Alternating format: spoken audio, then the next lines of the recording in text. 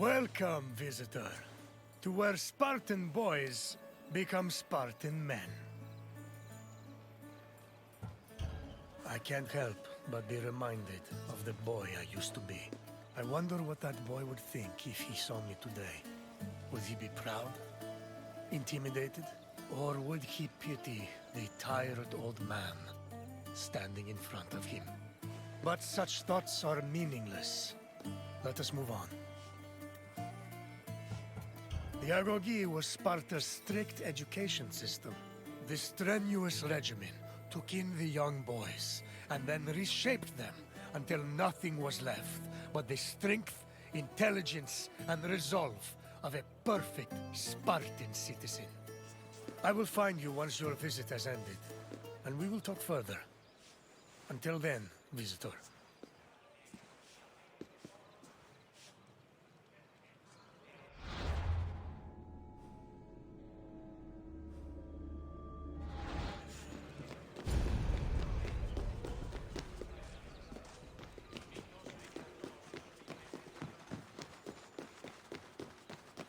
Sparta was a Greek city located in the Peloponnese. It differed from other cities of the time in that it had no walls. Sparta originated as 4 neighboring villages: Patane, Limnes, Mizoa, and Cynosura, all of which shared the same political, military, and religious life. After 2 wars with the Messenians, the city's territory expanded even further. By the 5th century BCE, they allegedly controlled almost half of the Peloponnese.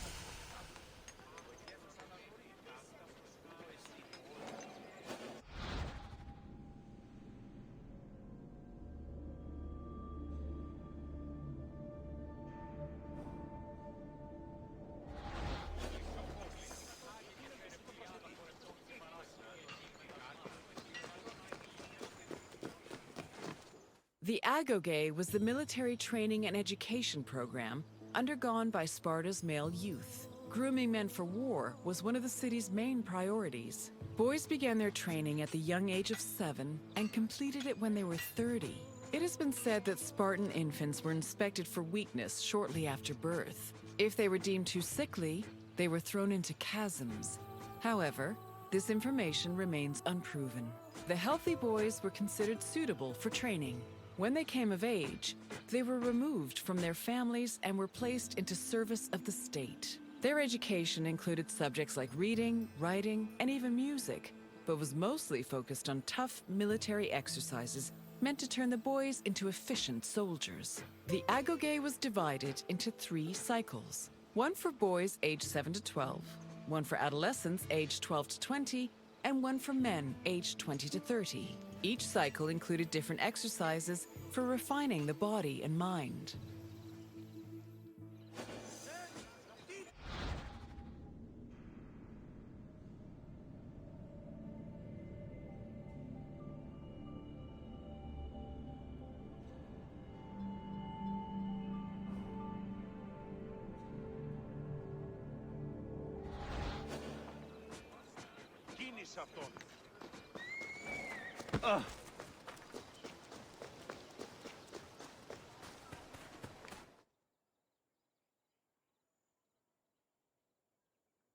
Sparta played a large role in defeating the Persians during the Greco-Persian Wars in the 5th century BCE. They held their king Leonidas's glorious death at the Battle of Thermopylae in particularly high esteem. Because Leonidas was killed in battle, Sparta believed he died a good death and showed incredible bravery, qualities to be held as a model for all Spartans. This idealized bravery was embedded in the city's collective memory and was the main quality people strove for in the agoge.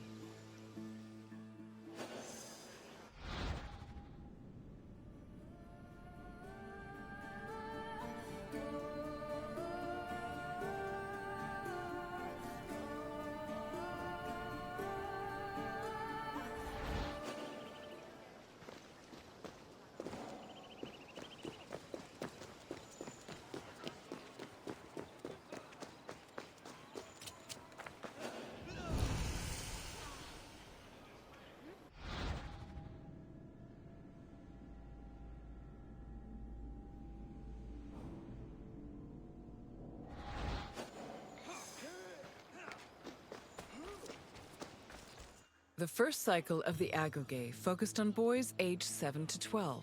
Each of the boys had shaved heads and wore light clothing.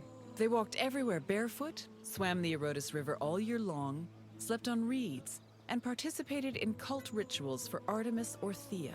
The boys were grouped into herds, or agoli, and were supervised by older adolescents. Once they reached the age of 12, they entered the second cycle of the agoge, which aimed to integrate them into the society of citizen soldiers.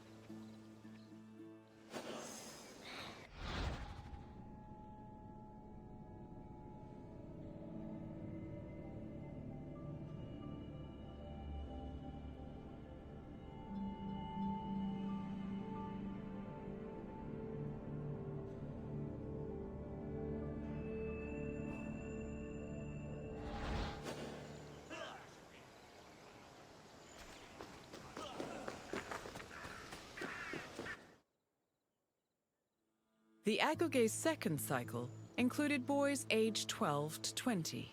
When they reached the age of 20, the young men were dubbed Erinez and could officially serve as hoplites in the Spartan army. Until the age of 30, Spartan men lived in communal mess halls called Siskenia.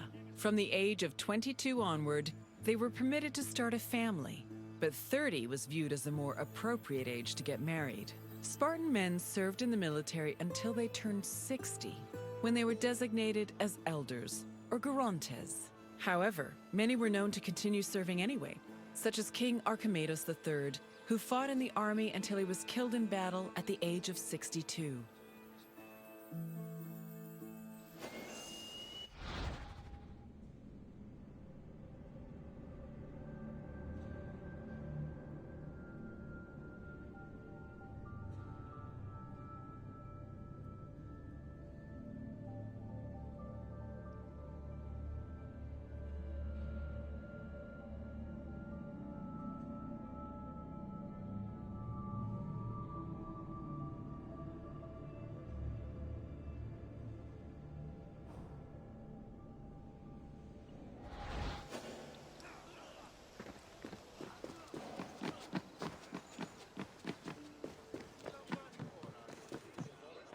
All adult male Spartans participated in communal meals called syssitia.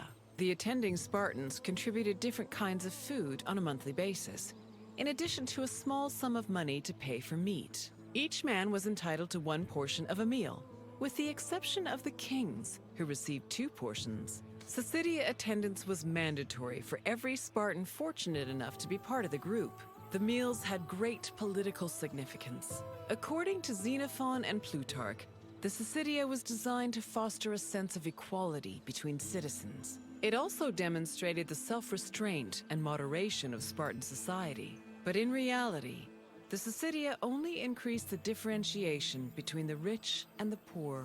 Those who could not afford to contribute to the communal food not only missed their meals, but also lost their right of citizenship.